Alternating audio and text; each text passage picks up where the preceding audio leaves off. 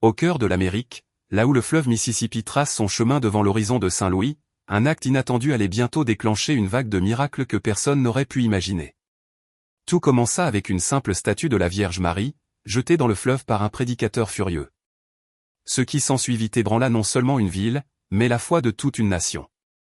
Au printemps 2024, la ville de Saint-Louis était vivante de contrastes. Des gratte-ciels imposants et d'humbles maisons de briques. La fumée de barbecue s'élevait à travers des quartiers où les chœurs de gospel et les groupes de mariachi élevaient tous deux des chants de louanges. Dans ce foyer du Midwest, la foi était plus qu'un rituel dominical. Pour les familles immigrées du Mexique et d'Amérique centrale, la dévotion à la Vierge Marie était le battement de cœur de leur espérance. Pour de nombreuses congrégations évangéliques, surtout celles ayant de profondes racines sudistes, le message était clair, Jésus seul, sans saint, sans Marie, sans intercession. La ville vivait avec cette tension silencieuse depuis des décennies.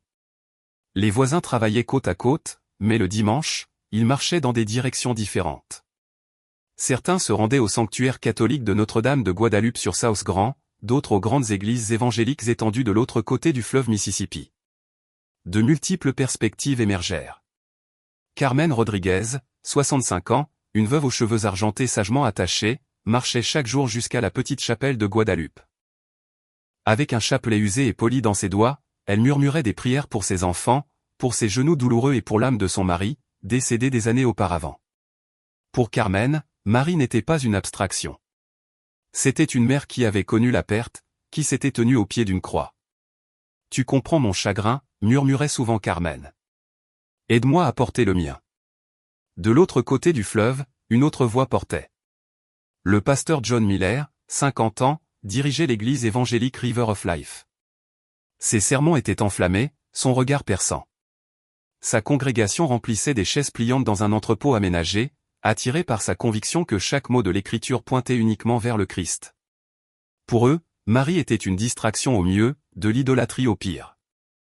L'épouse de John, Rebecca, s'asseyait parfois silencieusement au premier rang, ses yeux doux même lorsque son mari tonnait. Elle croyait en sa mission, mais elle s'inquiétait de la colère qui imprégnait sa prédication. La tension montante était évidente dans les quartiers proches de l'arc de la Passerelle. Une bataille théologique silencieuse débordait dans les rues. Des flyers faisant la promotion de la procession annuelle de Guadalupe étaient scotchés aux lampadaires. Tout aussi rapidement, certains disparaissaient, arrachés et remplacés par des brochures de groupes évangéliques exhortant les gens à revenir à Jésus seul. Lors d'une récente réunion du Conseil interconfessionnel, des étincelles avaient jailli. Le père Andrew O'Connor, un prêtre catholique au rire irlandais et aux yeux vert vifs, se pencha sur la table. « Pasteur Miller, dit-il d'une voix égale, votre hostilité envers notre tradition n'a pas sa place dans cette ville de dialogue. »« Ce n'est pas de l'hostilité, rétorqua John, sa voix tendue, c'est de la fidélité. Jésus n'a jamais dit, nul ne vient au Père que par ma mère. Point. » Les mots piquèrent, surtout pour des paroissiennes comme Carmen, venues à la réunion uniquement pour organiser une fête de quartier pour l'Assomption. Son visage se décomposa en entendant le rejet de sa dévotion de toute une vie. Un témoin se tenait en dehors du conflit. Et puis il y avait Mary Thompson, 60 ans, une infirmière à la retraite qui faisait du bénévolat comme guide touristique pour les pèlerins visitant Saint-Louis. Elle n'était ni catholique ni évangélique, juste une femme avec un amour profond pour Dieu qui croyait que les ponts importaient plus que les murs. La foi devrait guérir, pas diviser, disait-elle souvent. Observer la friction entre voisins la troublait comme une blessure non soignée, présageant le point de rupture.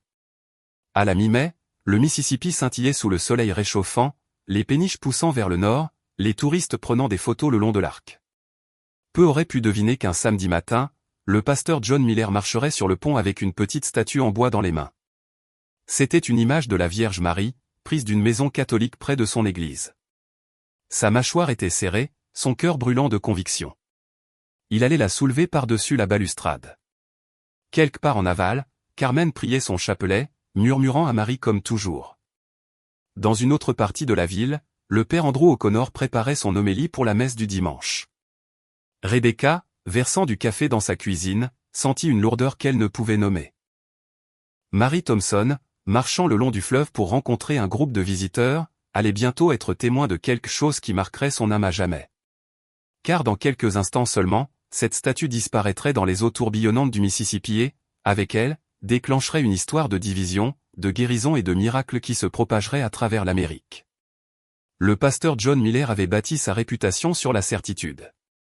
Pour les membres de son église, il était un berger qui ne faiblissait jamais, un homme dont la voix remplissait leur modeste sanctuaire de mots tranchants et clairs.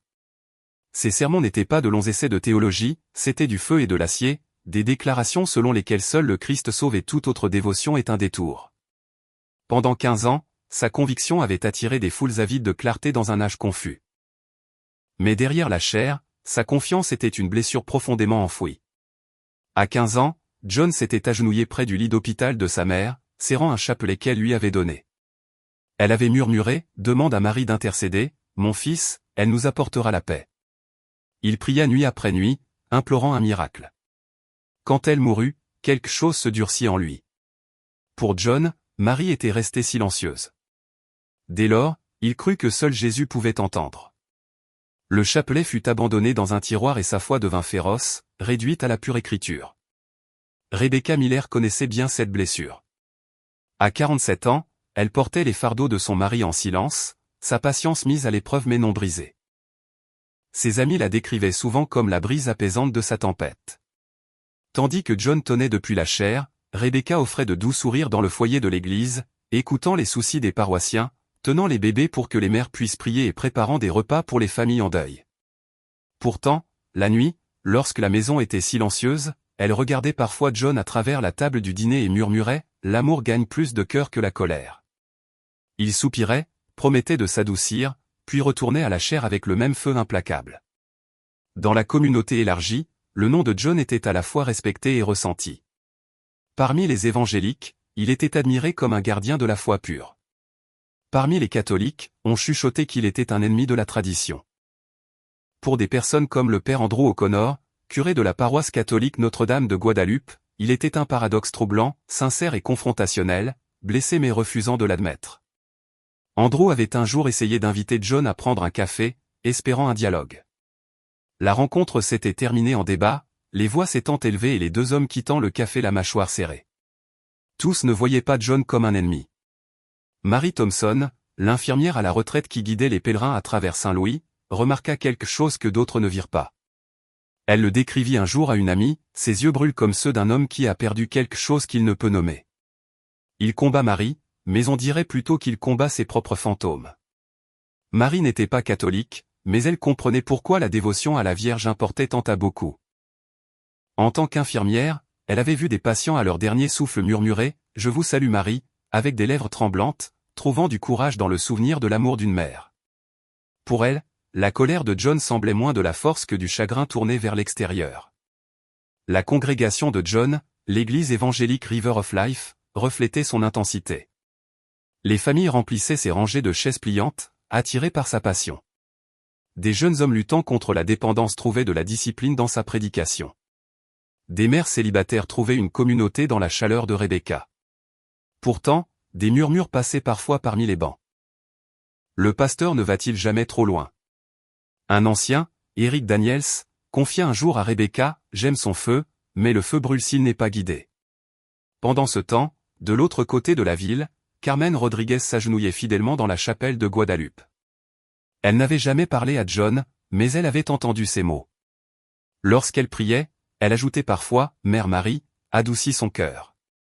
Montre-lui que tu n'es pas son ennemi. » Pour Carmen, Marie n'était pas une statue ou une relique. Elle était une compagne dans la solitude, la seule qui comprenait les nuits silencieuses où le chagrin pesait lourdement. Carmen ne voulait pas discuter de théologie, elle voulait du réconfort. Ce que John ne pouvait pas voir et ce que les autres autour de lui ne faisaient que sentir, c'est que sa propre histoire se tendait comme une corde d'arc. Sa certitude était fragile, tendue par des années de chagrin non résolu. Sa femme voyait ses nuits blanches. Le père O'Connor voyait la faille grandissante dans le quartier. Mary Thompson voyait un homme au bord de la rupture, et Carmen, dans sa tranquille chapelle, priait sans le savoir pour le pasteur même qui condamnait sa dévotion. En mai 2024, leur vie se dirigeait vers un carrefour qu'aucun d'eux ne pouvait encore imaginer. John croyait qu'il se préparait pour une nouvelle bataille, un acte audacieux pour prouver que Marie n'était qu'une distraction. Rebecca s'inquiétait mais gardait le silence. Le père O'Connor se préparait à une autre confrontation. Carmen murmurait son chapelet, et Mary Thompson, insouciante, marchait dans les rues de Saint-Louis, portant son don pour la réconciliation. Le Mississippi continuait de couler, silencieux et constant, attendant. Dans les premières semaines de mai 2024, le malaise à Saint-Louis n'était plus seulement chuchoté dans les sous-sols d'églises ou murmuré autour des tables de cuisine, il était visible dans les rues. Des flyers pour la prochaine procession de Guadeloupe, une célébration annuelle pour la communauté catholique, apparurent sur les lampadaires de South Grand Avenue. Les familles préparaient des bannières colorées. Les groupes de mariachi répétaient des hymnes et les enfants s'entraînaient à porter des fleurs. Mais aussi vite que les affiches étaient installées, beaucoup disparaissaient, arrachés par des mains invisibles. À leur place, des brochures apparurent, exhortant « Revenez à Jésus seul ».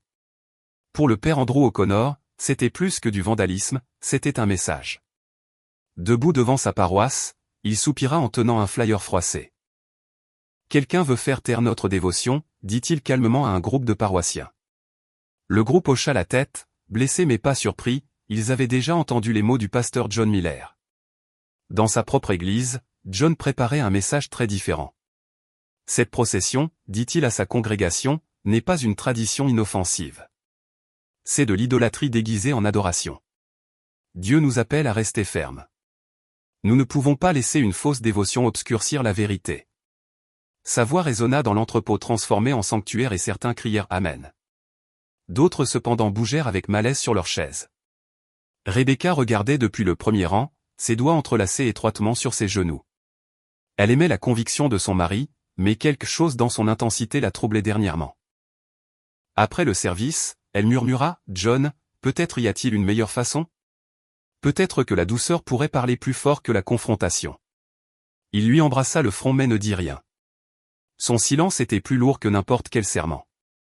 Dans les foyers des familles catholiques, les tensions couvaient. Carmen Rodriguez le ressentait profondément. En préparant des tamales pour ses petits-enfants, elle dit à sa fille, « Ce pasteur, il parle contre notre mère, mais Marie ne nous éloigne jamais de Jésus. Elle nous rapproche. Je ne comprends pas pourquoi il la haït. » Sa fille secoua la tête, l'exhortant à rester calme, mais les mains de Carmen tremblaient alors qu'elle pliait la masa. Pour elle, il ne s'agissait pas de théologie, il s'agissait de mémoire et de survie. Au même moment, Mary Thompson, l'infirmière à la retraite, marchait à travers Forest Park avec un groupe de pèlerins en visite. Elle entendit des conversations en espagnol et en anglais, des catholiques s'inquiétant d'être moqués, des évangéliques chuchotant de défendre la vérité. Le cœur de Marie se serra. Elle voyait deux groupes de personnes, toutes deux sincères, toutes deux convaincues que l'autre avait tort. Ils ne le voient pas encore, pensa-t-elle, mais ils sont le miroir l'un de l'autre. Le point de basculement arriva un vendredi soir lors d'un conseil interconfessionnel de quartier. Des leaders de différentes églises se réunirent dans un centre communautaire, espérant coordonner les événements estivaux. Les tensions jaillirent dès l'instant où John et le père O'Connor entrèrent dans la même pièce. « Père », commença John sèchement, « votre procession égare les âmes. L'Écriture dit, nul ne vient au Père que par moi. Jésus n'a jamais dit, sauf par ma mère. » Des murmures de surprise parcoururent la pièce. Certains catholiques se signèrent instinctivement, blessés par les mots. La mâchoire du père O'Connor se serra, mais il garda son calme. Pasteur Miller, la dévotion à Marie n'est pas de l'adoration, c'est de l'amour pour la femme qui a apporté le Sauveur. Nous l'honorons comme l'Écriture elle-même la qualifie de bénie parmi les femmes. Mais John secoua la tête, les yeux flamboyants. L'honneur s'est transformé en obsession. Vous éloignez les gens de la croix. L'argument dégénéra. Carmen, assise tranquillement au fond, sentit des larmes piquer ses yeux. Elle murmura à voix basse, « Sainte Mère, aide-nous. » Rebecca, assise près de la porte, regarda son mari avec désespoir. Elle ne l'avait jamais vu si féroce, si inébranlable. Quand la réunion se termina, la pièce était divisée en deux. Les catholiques partirent en silence, certains retenant leurs larmes. Les évangéliques partirent la tête haute mais le cœur troublé. Et Mary Thompson, debout dans le couloir, joignit ses mains et murmura, « Ça ne peut pas bien se terminer. » Cette nuit-là, dans le foyer des Miller, le silence était lourd. Rebecca le rompit finalement. « John, dit-elle doucement, tu ne les combats pas. Tu combats quelque chose en toi. » Mais John se détourna, fixant l'obscure silhouette du Mississippi à travers la fenêtre. « Quelqu'un doit protéger la vérité, marmonna-t-il. Et ainsi, la scène était prête. Ce qui avait commencé par des mots et des débats allait éclater en un acte que personne ne pourrait défaire. Dans les quartiers de Saint-Louis, des murmures se répandirent à propos du pasteur qui s'en prenait à Marie, à propos des catholiques qui ne renonceraient pas à leur procession et à propos d'une ville divisée par la foi, mais liée par le même désir de Dieu. Le Mississippi continuait de couler, large et agité, portant des secrets dans ses eaux. Personne ne savait que bientôt il porterait aussi une statue, une image de Marie jetée dans ses profondeurs, et avec elle l'étincelle de miracle qui se propagerait bien au-delà de Saint-Louis. Le soleil se leva sur Saint-Louis le samedi 18 mai 2024, répandant de l'or sur le fleuve Mississippi. L'arc de la passerelle étincelait comme une flamme d'argent, ses ombres s'étirant sur l'eau. Des familles se promenaient déjà le long des berges, des touristes prenaient des photos, des joggeurs saluaient, des cyclistes faisaient sonner leurs clochettes. Cela semblait être un matin de printemps comme les autres. Mais pour le pasteur John Miller, c'était le jour où tout allait changer. Il parcourut la longueur du pont Ed. Sa mâchoire serrée. Dans ses mains, il portait une statue en bois de la Vierge Marie, assez petite pour tenir sous son bras. C'était le genre de statue que l'on trouve souvent sur les porches ou les autels des foyers latinos. Il l'avait retirée d'un panneau d'affichage à l'extérieur de son église plus tôt dans la semaine, dégoûté par sa présence si proche de son sanctuaire. Maintenant, alors qu'il la serrait fermement, la sueur humidifiait ses paumes malgré la brise fraîche. Pour John, cet acte était juste. C'était une frappe symbolique contre ce qu'il appelait une fausse dévotion. Pourtant, même si son cœur battait avec détermination, une ombre de malaise le suivait. Cet acte libérerait-il les gens de la tromperie ou le marquerait-il à jamais comme un ennemi de ses voisins de l'autre côté de la ville? Carmen Rodriguez était à la chapelle de Guadalupe, agenouillée devant une statue de Marie beaucoup plus grande. Son chapelet glissait perle après perle entre ses doigts alors qu'elle murmurait « Madre, reste avec nous ». Elle ressentait une lourdeur inhabituelle ce matin-là, comme si sa prière luttait contre une marée invisible. À la même heure, le père Andrew O'Connor préparait son homélie pour la messe du dimanche. Il était resté éveillé tard la nuit précédente, troublé par l'escalade de l'hostilité avec le pasteur Miller. Il s'arrêta à son bureau, jetant un coup d'œil à une petite icône de la Vierge Marie sur le mur. « Donne-nous la paix, mère », murmura-t-il. Pendant ce temps, Mary Thompson avait accepté de rencontrer un groupe de visiteurs près de l'arc. Tandis qu'elle marchait le long du fleuve, elle remarqua une silhouette familière sur le pont au-dessus, le pasteur Miller. Il se déplaçait différemment que d'habitude, les épaules tendues, sa main droite serrant quelque chose près de sa poitrine. La curiosité accéléra ses pas. Au moment où elle atteignit la base du pont, John était au garde-corps. Il leva la statue haut. Les touristes ralentirent, confus. Un enfant tira la manche de sa mère et murmura « Que fait cet homme ?» Le cœur de Marie rata un battement. Elle s'avança en appelant doucement « Pasteur Miller, tout va bien ?» John se retourna, surpris par sa voix. Ses yeux brûlaient d'un étrange mélange de fureur et de douleur. Cette image, dit-il, sa voix basse mais féroce, elle représente tout ce qui éloigne les gens de la vérité. Aujourd'hui, elle retourne à sa place. Avant que Marie ne puisse répondre, ses bras s'élancèrent en avant. La statue fendit l'air, un flou de bois contre le ciel lumineux. Elle frappa le fleuve avec un plouf étouffé, disparaissant sous le courant roulant. Pendant un battement de cœur, le silence régna. Puis des exclamations éclatèrent autour d'eux. Quelques touristes mirent leurs mains à leur bouche. D'autres levèrent leur téléphone, incertains s'ils venaient d'assister à une protestation, une performance ou quelque chose de tout autre. Marie pressa ses mains contre sa poitrine. « Mon Dieu » murmura-t-elle. Sa voix tremblait, non de colère, mais de tristesse. « Pasteur, vous rendez-vous compte de ce que vous avez fait ?» La respiration de John était lourde. Il regarda les rides de l'eau, attendant un sentiment de triomphe. Au lieu de cela, un vide s'installa en lui, creux et froid. Il avait imaginé se sentir victorieux, justifié. Au lieu de cela, il avait l'impression d'avoir laissé tomber un morceau de lui-même dans les profondeurs. « Je l'ai libéré de l'idolâtrie », marmonna-t-il. Mais même à ses propres oreilles, les mots sonnaient creux. De retour à la maison, Rebecca ressentit un malaise soudain. Elle regarda l'horloge. John aurait dû rentrer à cette heure-ci. Versant une deuxième tasse de café, elle murmura une prière silencieuse sans savoir pourquoi. Sur le pont, Mary Thompson s'approcha. Sa voix était calme, mais ses mots touchèrent profondément. Cette statue était peut-être du bois et de la peinture pour vous, pasteur, mais pour quelqu'un d'autre, c'était de l'espoir. Pour une mère en deuil, un enfant malade, une veuve solitaire, c'était le rappel qu'il n'était pas seul. Ne voyez-vous pas? Marie est une mère pour les cœurs brisés. Elle les mène à son fils. Ces mots planèrent dans l'air matinal, plus doux que le vent, pourtant plus acéré que toute réprimande. Pour la première fois depuis des mois, John ne discuta pas. Ses lèvres s'entr'ouvrirent, mais aucun mot ne sortit. Quelque chose en lui se fissura, comme la première brèche dans un mur qui avait tenu trop longtemps. Les touristes reprirent leur promenade, se chuchotant à propos de l'homme étrange sur le pont. Mais pour ceux qui en avaient été témoins de près, l'image persistait, le plouf dans l'eau, le tremblement dans la voix de Mary Thompson, le regard hanté dans les yeux de John. La statue avait disparu, emportée par le Mississippi vers une rive lointaine. Mais ce qui restait était plus lourd que le bois. C'était une question résonnant dans le cœur de John, une question qu'il ne pouvait faire taire, et s'il s'était trompé? Cette nuit-là, tandis que les lumières de la ville scintillaient à la surface du fleuve, les eaux du Mississippi gardaient leur secret. Et quelque part à Saint-Louis, les prières s'élevèrent plus fort que jamais, chapelets murmurés, hymnes chantés, soupirs s'élevant vers le ciel. L'acte destiné à mettre fin à une dévotion avait seulement préparé le terrain pour quelque chose que personne ne pouvait encore imaginer. Cette nuit-là, Saint-Louis dormit sous le bourdonnement des lumières d'autoroute et le long mouvement du Mississippi. Mais dans le foyer des Miller, le sommeil refusait de venir. Le pasteur John Miller resta éveillé, fixant le plafond, son esprit revenant sans cesse au plouf de la statue. Chaque fois, l'image revenait avec une piqûre de culpabilité qu'il ne pouvait pas secouer. Il avait espéré le soulagement, peut-être même le triomphe. Au lieu de cela, une douleur creuse le rongeait, plus lourde qu'auparavant.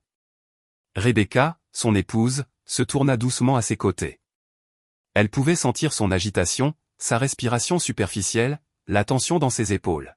« John » murmura-t-elle dans le noir, « que s'est-il passé aujourd'hui » Il resta silencieux. Finalement, il admit, « J'ai fait quelque chose et je ne suis pas sûr si c'était juste. » Sa voix se brisa d'une manière qu'elle n'avait pas entendue depuis les jours suivant la mort de sa mère. Elle posa sa main sur son bras. « Tu n'as pas apporté cela seul, dit-elle. » Mais John ne put répondre. Les mots semblaient un mur qu'il n'était pas prêt à escalader. De l'autre côté de la ville, Mary Thompson ne pouvait oublier l'expression sur le visage de John alors que la statue disparaissait dans le fleuve. Elle la décrivit plus tard à une amie, ce n'était pas une victoire. C'était comme s'il réalisait qu'il avait perdu quelque chose, comme un enfant qui a repoussé sa mère et l'a instantanément regretté. Cette nuit-là, elle pria dans son salon. Elle n'était pas catholique, mais sa prière était simple, « Dieu, aide-le à voir ce que l'amour signifie vraiment. » Pendant ce temps, dans le calme de la chapelle de Guadalupe, Carmen Rodriguez priait les mains tremblantes. Elle avait entendu des rumeurs sur ce qui s'était passé sur le pont. « Mère Marie, murmura-t-elle à travers les larmes, ils ont jeté ton image dans le fleuve. Mais je sais que tu n'es pas parti. Sois près de nous, surtout près de lui, l'homme qui ne comprend pas. » Elle se surprit elle-même avec cette dernière phrase. Elle priait non seulement pour elle-même, non seulement pour sa communauté, mais pour le pasteur même qui avait blessé sa foi. Pour John, les jours qui suivirent semblèrent flous. À l'église, ses sermons échouaient. Des mots qui roulaient autrefois comme le tonnerre se coinçaient maintenant dans sa gorge. Il se retrouva à regarder les visages impatients de sa congrégation, incapable de convoquer le feu qui le définissait autrefois. Certains chuchotaient entre eux, « Notre pasteur est-il malade, distrait, ou sa conviction périt-elle » D'autres acquiescèrent avec approbation à son nouveau ton plus doux, plus hésitant, comme s'ils sentaient qu'il luttait enfin avec quelque chose de réel. À la maison, Rebecca remarqua le changement. Il ne se penchait plus sur ses notes à minuit. Au lieu de cela, il s'asseyait silencieusement à la table de la cuisine, les mains jointes, les yeux lasses. « Qu'est-ce que c'est, John » demanda-t-elle un matin. Il la regarda, les yeux lasses. « Et si je m'étais trompé toute ma vie ? Et si ma lutte contre Marie m'avait aveuglé à quelque chose que Dieu essayait de me montrer ?» Puis vinrent les rêves vifs, troublants, mais étrangement réconfortants. Nuit après nuit, John voyait une figure de Marie, non pas comme une rivale, mais comme une mère. Dans un rêve, elle se tenait au bord de la rivière, son visage marqué par la tristesse, mais ses mains étendues en signe de bienvenue. « Mon fils, dit-elle d'une voix aussi douce que l'eau, pourquoi me combats-tu ? Je veux seulement te mener à lui. » John se réveilla en larmes, secoué. Il n'avait pas pleuré depuis des décennies, pas depuis les funérailles de sa mère. Il ne le dit à personne au début, pas même à Rebecca. Mais les images le hantaient toute la journée. Le doux regard de Marie, l'enfant Jésus dans ses bras, les mots qui semblaient moins une accusation qu'une invitation. Pendant ce temps, des murmures commencèrent à se répandre dans le quartier. Des histoires de bénédictions étranges circulèrent, la douleur chronique d'une femme s'apaisait, un homme retrouvait la sobriété après des années de dépendance, un enfant se remettait d'une maladie. Beaucoup retraçaient le moment à l'époque où la statue était tombée. Lorsque le père O'Connor entendit ces histoires de ses paroissiens, il écouta avec une attention particulière. Il ne se hâta pas de déclarer des miracles, mais il ne pouvait ignorer le schéma. L'esprit se meut de manière mystérieuse, leur dit-il. Peut-être même qu'un acte de rejet peut devenir le terreau de la grâce. Des nouvelles de ces récits parvinrent indirectement à John. Un soir, un diacre de son église le mentionna incidemment. Ma belle-sœur est catholique. Elle jure que des miracles se sont produits depuis que cette statue a été jetée dans le fleuve. Les gens disent que l'arthrite a guéri, la dépression s'est levée, la condition cardiaque d'un enfant s'est améliorée. Elle dit que c'est à cause de Marie. La pièce devint lourde de silence. Le visage de John se vida de ses couleurs. Il congédia le groupe puis se retira dans son bureau. Seul, il s'assit à son bureau, les mains tremblantes. L'idée le rongeait, son acte de défi aurait-il pu, d'une manière ou d'une autre, déclencher une bénédiction? Cette nuit-là, le sommeil ne revint que pour lui apporter le rêve le plus vif. John se tenait une fois de plus sur le pont, mais cette fois, il n'était pas seul. À ses côtés, Marie brillait d'une lumière douce, tenant l'enfant Christ. Sa voix était tendre. Tu pensais m'avoir jeté, mais tu ne m'as fait que me libérer pour œuvrer plus profondément dans les cœurs. Je ne prends rien à mon fils, je le donne. L'enfant tendit la main, touchant celle de John, et murmura d'une voix remplie d'innocence et d'éternité, ma mère est le chemin le plus court vers mon cœur. Arrête de la combattre.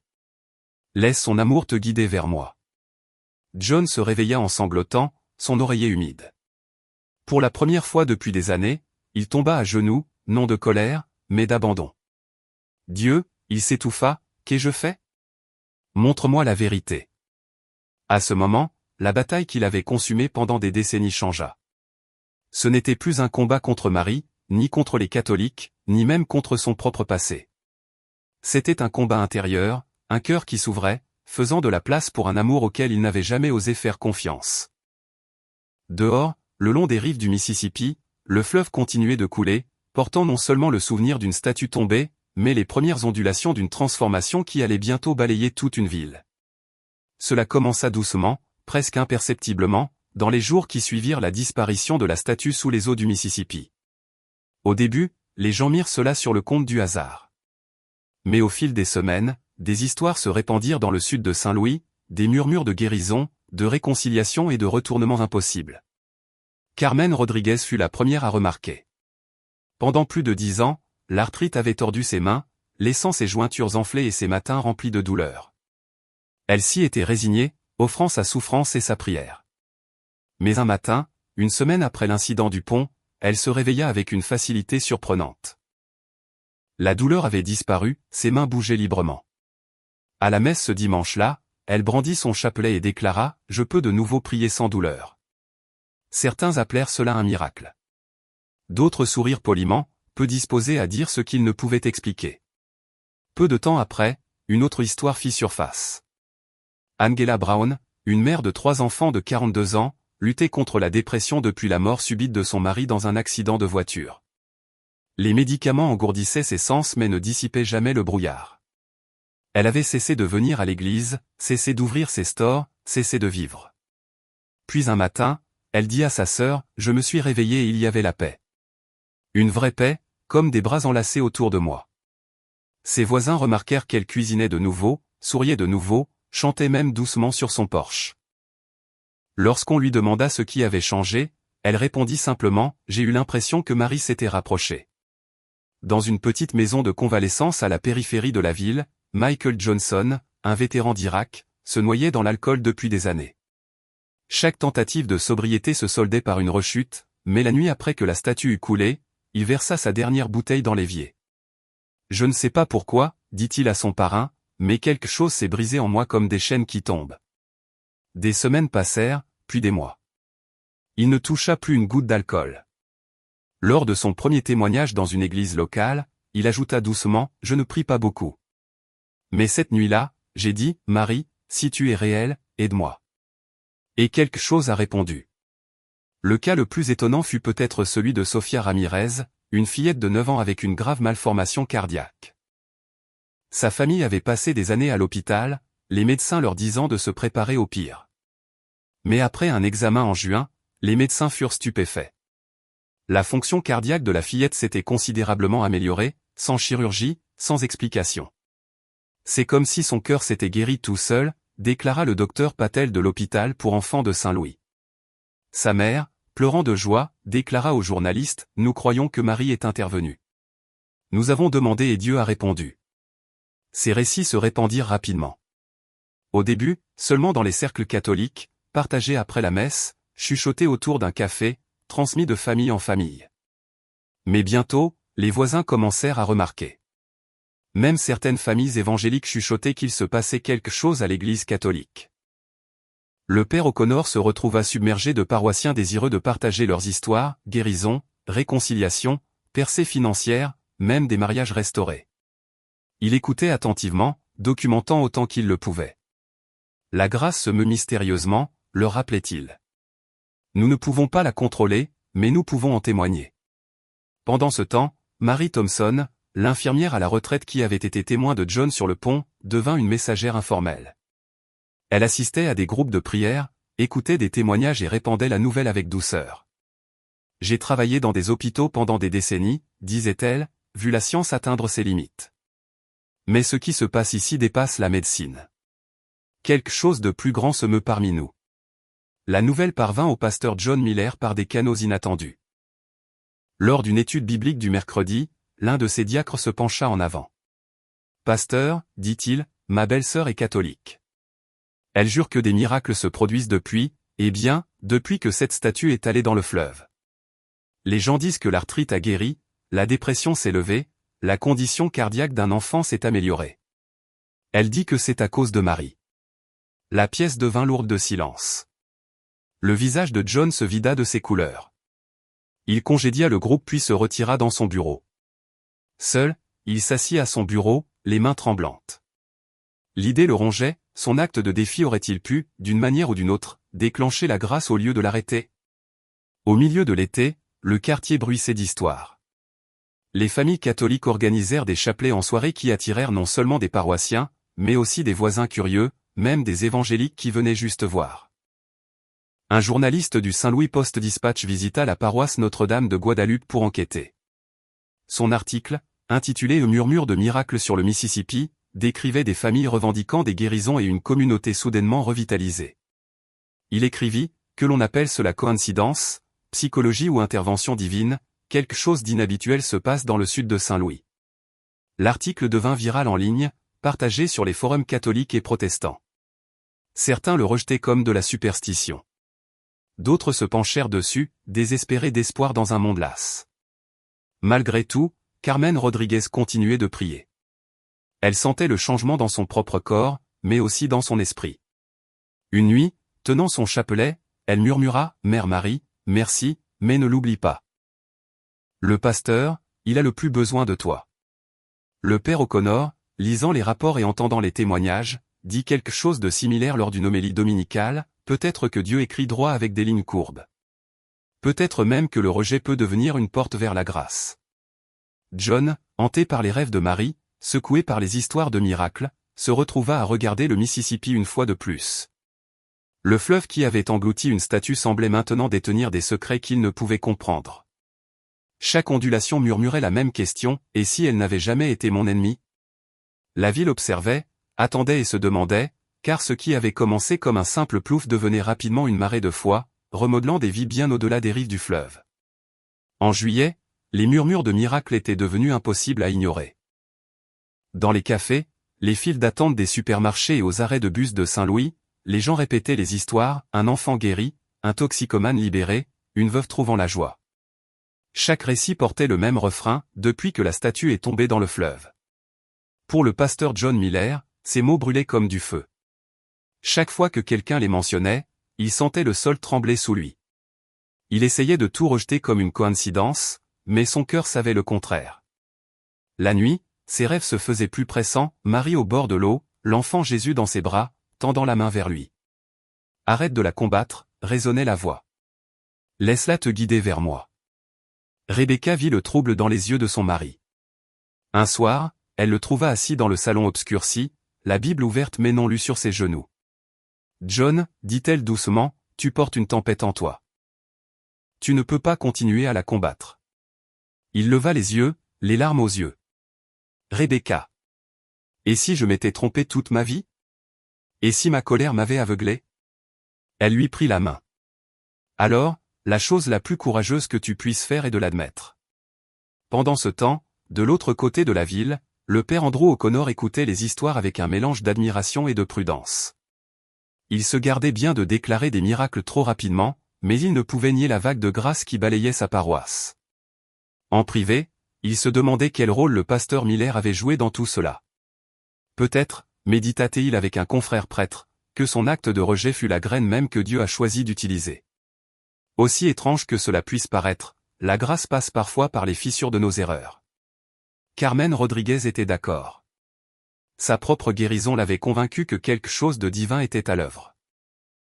Pourtant, elle ne pouvait se défaire de la conviction que l'amour de Marie s'étendait même au pasteur qui avait causé la blessure. « Il ne le sait pas, dit-elle à son groupe de prière, mais Marie le tient déjà. Elle le ramènera à la maison. » Le poids devint insupportable pour John un dimanche matin. Debout à la chaire, il ouvrit sa Bible, mais les mots se brouillèrent. Il la referma lentement, regardant sa congrégation. « Je ne sais pas quoi prêcher aujourd'hui, avoua-t-il. » La pièce devint silencieuse. Jamais auparavant leur pasteur n'avait admis une telle faiblesse. « Priez pour moi, murmura-t-il, puis quitta la scène, laissant des paroissiens stupéfaits à leur place. Cet après-midi-là, il dit la vérité à Rebecca. « C'était moi. C'est moi qui ai jeté la statue dans le fleuve. » Il ne l'avait jamais prononcé à voix haute. La confession le laissa tremblant, mais plus léger. Les yeux de Rebecca se remplirent de larmes, non de colère, mais de compassion. « Alors, dit-elle doucement, tu sais ce que tu dois faire. » Cette nuit-là apporta le rêve le plus vif de tous. John se retrouva une fois de plus sur le pont. Le Mississippi en contrebas brillait d'une étrange lumière. Marie se tenait à ses côtés, sereine, portant l'enfant Jésus. « Tu pensais me faire taire, dit-elle doucement, mais tu m'as seulement libéré. Je ne suis pas ton ennemi, John. Je suis ta mère, moi aussi. » Puis l'enfant se tourna, sa petite main tendant vers John. « Tu as essayé de me protéger d'elle, dit-il, sa voix résonnant d'innocence et de sagesse éternelle, mais elle t'a toujours protégé. » John se réveilla en sanglotant, sa poitrine se soulevant comme si un barrage s'était rompu. Il tomba à genoux près du lit.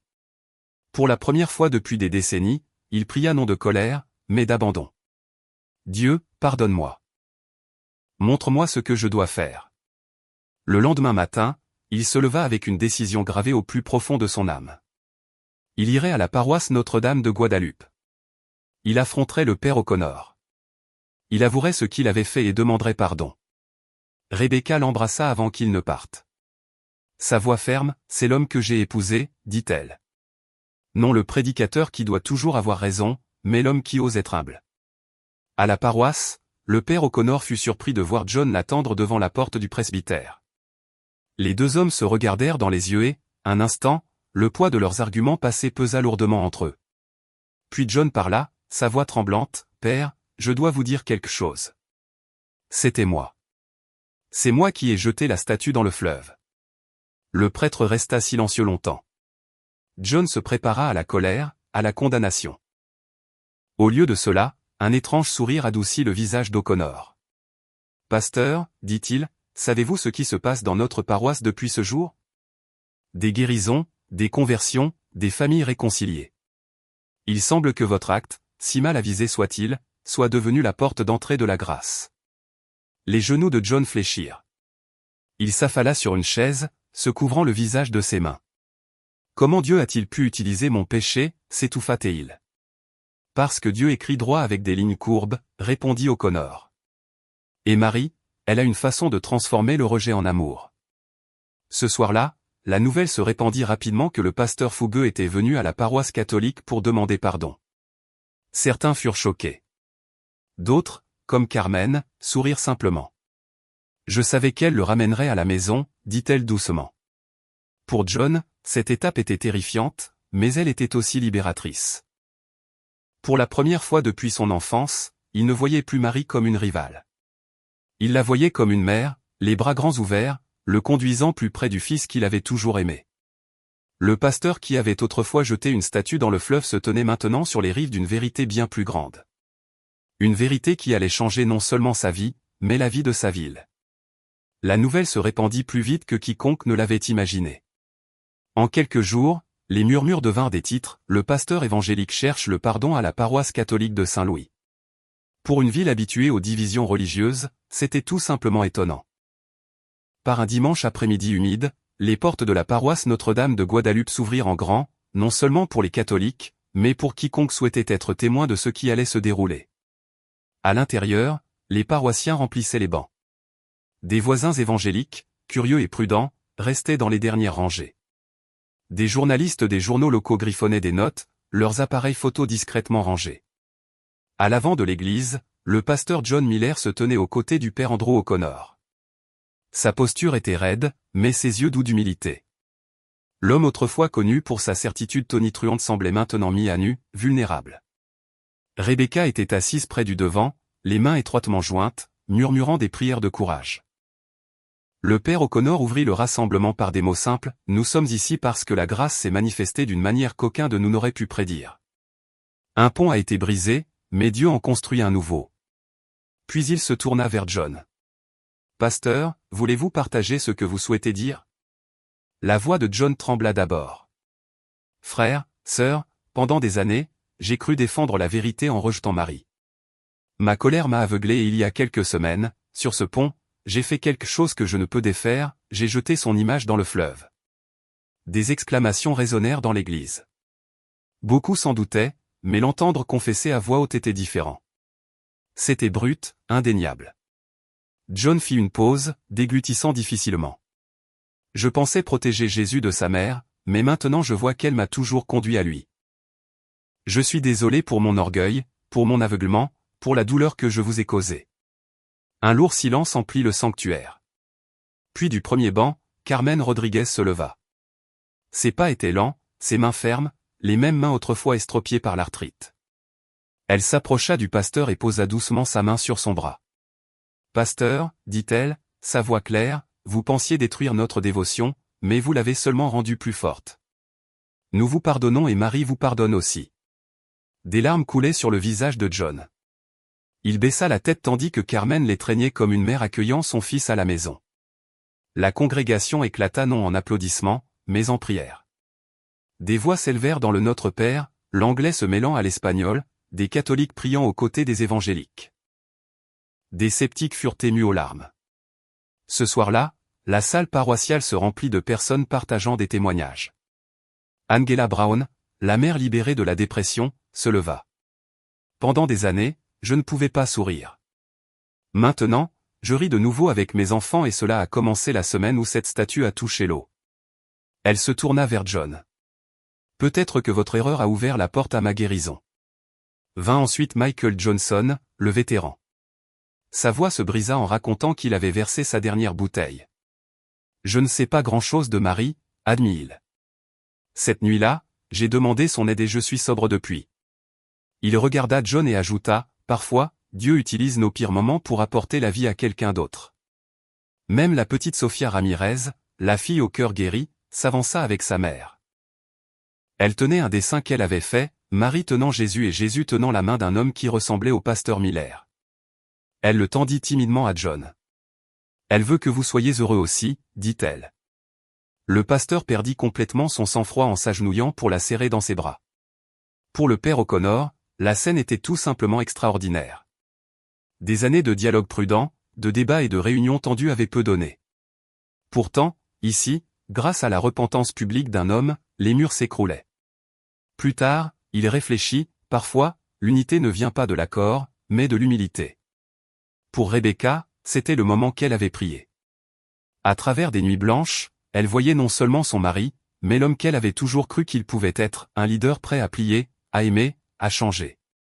Pour la communauté plus large, ce fut une révélation. Évangéliques et catholiques restèrent tard dans la nuit, non pas à débattre des Écritures, mais à partager de la nourriture, des rires et des histoires de grâce. Une femme résuma en partant, « Ce soir, j'ai eu l'impression que nous étions une seule famille. » La semaine suivante, quelque chose de remarquable se produisit. Au lieu de réunions de prières séparées, catholiques et évangéliques se rassemblèrent le jeudi soir. Personne ne savait vraiment à quoi s'attendre. Mais alors qu'ils priaient en cercle, les voix s'élevèrent en harmonie. Une femme catholique mena un Ave Maria. Un évangélique répondit par un hymne. Loin du conflit, les deux se mêlèrent, tissant une tapisserie de dévotion qui semblait nouvelle mais ancienne. Mary Thompson, regardant de l'arrière, sourit. « Je savais qu'il combattait des fantômes », murmura-t-elle à une amie. Maintenant, il est enfin libre. La nouvelle voyagea rapidement au-delà de Saint-Louis. Les médias locaux la surnommèrent le miracle sur le Mississippi. Des éditoriaux débattirent si c'était de la théologie, de la psychologie ou quelque chose de divin. Mais pour ceux qui avaient été dans la paroisse cette nuit-là, l'étiquette n'avait pas d'importance. Ce qu'ils avaient ressenti était réel. Au centre de tout cela se tenait le pasteur John Miller, non plus l'homme qui avait jeté une statue par défi, mais l'homme qui s'était agenouillé en larmes et étreint par les personnes même qu'il avait autrefois condamnées. Le pont qu'il avait tenté de brûler était devenu le lieu où le ciel en avait construit un nouveau, et par ce pont marchaient deux communautés autrefois divisées, commençant maintenant à découvrir la force de marcher ensemble. À la fin de l'été, l'histoire avait dépassé Saint-Louis. Ce qui avait commencé comme des murmures dans les cuisines de quartier et les salles paroissiales résonnait maintenant dans les émissions de radio, les journaux et les segments de discussion du dimanche matin. Les titres locaux firent place à des titres nationaux, de la division à la dévotion, l'acte d'un pasteur déclenche l'unité et le miracle sur le Mississippi. Des communautés revendiquent des guérisons après l'incident de la statue. Des caméras arrivèrent à la paroisse Notre-Dame de Guadeloupe, filmant les rassemblements du jeudi soir où évangéliques et catholiques priaient désormais côte à côte. Le spectacle stupéfia les téléspectateurs de toute l'Amérique, des mains levées en adoration tandis que des chapelets s'égrenaient en rythme, des hymnes se mêlant aux prières espagnoles. Pour beaucoup, c'était l'image de quelque chose longtemps rêvé mais rarement vu, des chrétiens divisés par la doctrine se tenant ensemble dans l'amour. Le père Andrew O'Connor fut prudent lorsque les journalistes le pressèrent. « Nous ne sommes pas là pour prouver des miracles, dit-il lors d'une émission du soir, mais nous ne pouvons nier les fruits, des familles réconciliées, des addictions brisées, des cœurs guéris. Cela en soi est une grâce. » Le pasteur John Miller, autrefois connu pour ses condamnations enflammées, parla avec humilité lorsqu'il fut interviewé par un journaliste du New York Times. « Je n'ai pas changé ma foi en Jésus, expliqua-t-il. J'ai découvert que sa mère ne m'éloignait pas. Elle me rapprochait. Je pensais protéger la vérité, mais elle m'en a montré la plénitude. » Ces paroles furent rejouées sur les réseaux, suscitant débats et réflexions dans les foyers à travers le pays. L'impact se propagea au-delà du Missouri. Des chefs d'église de Chicago, Dallas et Los Angeles envoyèrent des délégations pour témoigner de ce qu'on appelait l'éveil de Saint-Louis. Le Conseil national des églises invita O'Connor et Miller à prendre la parole lors d'une conférence écuménique à Washington, D.C. Là, dans une salle remplie d'évêques, de pasteurs et de laïcs, les deux hommes racontèrent le voyage du conflit à la communion. Des applaudissements retentirent non pour une victoire théologique, mais pour l'humilité et la réconciliation. Rebecca Miller regarda son mari au pupitre avec une fierté discrète. Pour la première fois, dit-elle à l'épouse d'un autre pasteur, j'ai l'impression que la colère qui le hantait a disparu. Ce qui reste, c'est la paix. Pendant ce temps, des communautés à travers les États-Unis commencèrent à reproduire le modèle du jeudi soir. À Phoenix, des catholiques et des évangéliques tinrent des veillées communes pour les familles migrantes. À Boston, des groupes de prière se formèrent dans les hôpitaux, inspirés par les témoignages de guérison. Dans de petites villes du Midwest, des pasteurs qui mettaient autrefois en garde contre les pratiques catholiques parlaient maintenant ouvertement de Marie comme d'une compagne sur le chemin du Christ. Les sceptiques levèrent les yeux au ciel, rejetant cela comme un battage médiatique ou de la psychologie de masse. Mais pour ceux qui furent directement touchés, le changement était indéniable. Je me fiche de la façon dont ils l'appellent, dit Michael Johnson, le vétéran maintenant sobre depuis 9 mois. Tout ce que je sais, c'est que mes chaînes ont disparu. Même des voix séculières en prirent note. Un éditorial dans USA Today lisait, dans une Amérique fracturée où la politique et la foi divisent si souvent, l'unité peut être trouvée non pas en effaçant les différences, mais en embrassant ce qui guérit. L'histoire d'un pasteur et d'une statue à Saint-Louis nous rappelle que la réconciliation est encore possible. Ainsi, d'un seul acte de défi sur un pont, une ondulation s'était transformée en une vague qui toucha des congrégations, des villes et des cœurs bien au-delà du Missouri. Le monde observait, mais pour les habitants de Saint-Louis, c'était plus simple que des titres ou des conférences. C'étaient des voisins priant ensemble, des enfants apprenant côte à côte et un pasteur découvrant que la mer qu'il avait rejetée était peut-être la clé même pour trouver la paix. Un an plus tard, par un clair matin de mai, les rives du Mississippi se remplirent de nouveau. Mais cette fois, il n'y eut pas de mots de colère, pas de statues jetées par défi. Au lieu de cela, des centaines de personnes catholiques, évangéliques et même des curieux se rassemblèrent au pied du pont Ed. Le même endroit où la division avait autrefois été jetée dans le fleuve fut maintenant choisi pour quelque chose de différent, un symbole de réconciliation. Des enfants couraient le long des berges, portant des paniers de roses blanches. Des femmes âgées tenaient des chapelets. Des hommes qui avaient autrefois débattu de théologie se tenaient maintenant la main dans la prière. Au centre se tenait le pasteur John Miller, non plus un homme au poing serré et à la rhétorique enflammée, mais un homme d'humilité. À ses côtés se tenait le père Andrew O'Connor, leur amitié désormais inébranlable. Rebecca observait, le cœur plein, tandis que Carmen Rodriguez souriait à travers ses larmes, ses mains toujours libérées de la douleur. Michael Johnson se tenait sobre et fort, un vétéran de nouveau entier. La petite Sofia Ramirez, son cœur guéri, sautillait au bord de la foule, serrant fort la main de sa mère. Lorsque le moment arriva, le silence tomba. Le pasteur Miller s'approcha de la balustrade, un panier de roses dans les bras. Sa voix, autrefois tranchante de condamnation, portait maintenant une douceur qui le surprit lui-même. Il y a un an, je pensais prendre position pour la vérité, mais tout ce que j'ai fait, c'est de jeter ma propre brisure dans ses eaux.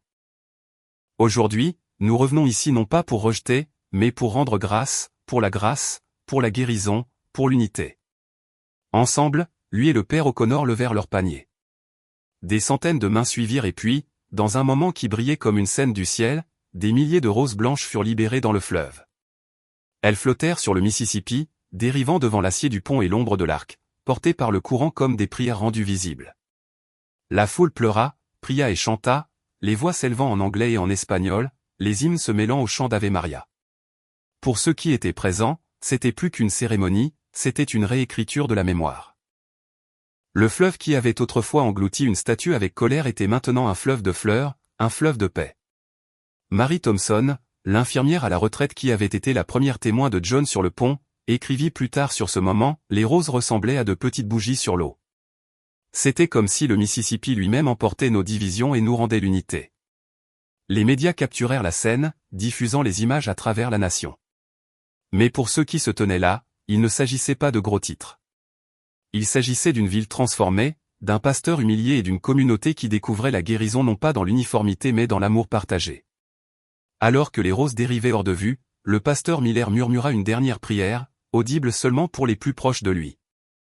Marie, merci d'avoir transformé mon rejet en amour, ma division en unité, mon aveuglement en lumière. Et dans cette prière prononcée par un homme autrefois endurci par le chagrin, l'histoire boucla la boucle. La Vierge, autrefois rejetée, devint la mère de l'unité pour un peuple fracturé. Ce n'était pas la fin de l'histoire, mais le début de bien d'autres histoires de foi, de réconciliation et des miracles discrets qui continuent de se propager dans les vies aujourd'hui. Si cette histoire a touché votre cœur, partagez-la avec quelqu'un qui a besoin d'espoir.